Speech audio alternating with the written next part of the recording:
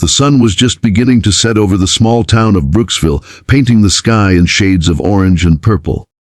The streets were quiet, and most kids were heading home after school. But riding down the main street on an old second-hand bicycle was a girl nobody in town really knew yet. Her name was Emily Carter, and she had just moved into town 2 weeks ago with her widowed mother. Life hadn't been easy for them. They came from nothing, her mom working double shifts at a diner to put food on the table. Emily wore simple clothes, no flashy accessories, and the only thing she owned that made her feel free was that bike. It wasn't brand new, it wasn't polished, but when she rode it, she felt like she belonged somewhere, anywhere away from the whispers of the poor new girl.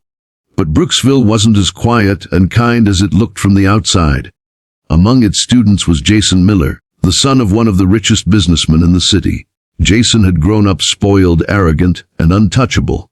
His father owned half the businesses in town, and that gave Jason the delusion that rules didn't apply to him. Wherever Jason went, his little gang of friends followed, boys who worshipped his money and laughed at his cruel jokes because they wanted to stay in his circle. They bullied kids for fun, mocked anyone who wasn't wearing designer clothes, and lived for the chaos they could create. The first time Jason noticed Emily was on the day she rode her bike past the schoolyard. She didn't look up, she didn't slow down, she just pedaled past the laughing crowd like she was invisible. But Jason didn't like that. He thrived on attention, and when someone ignored him, it scratched his ego like sandpaper. That was when he whispered to his friends, "Who does she think she is? Riding around like she owns the road.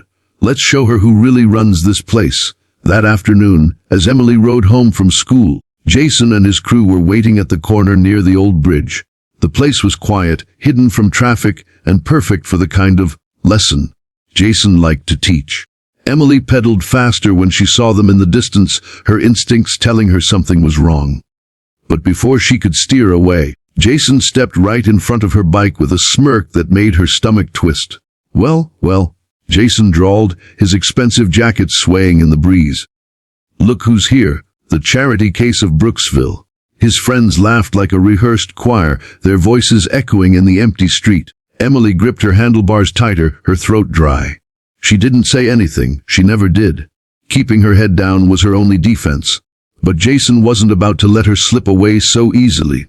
With one swift move, Jason grabbed the handlebar and yanked it hard, sending Emily tumbling off her bike. Her palms scraped against the rough pavement, and her knee throbbed as she hit the ground.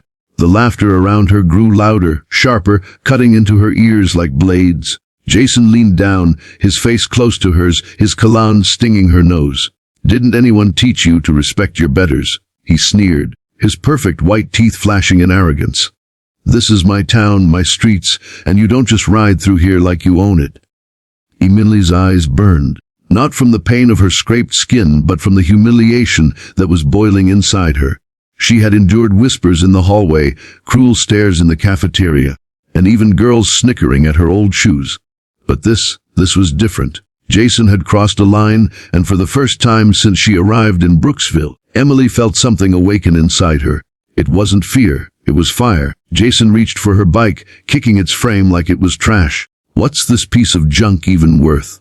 Probably less than my sneakers," he mocked, drawing another round of laughter from his gang.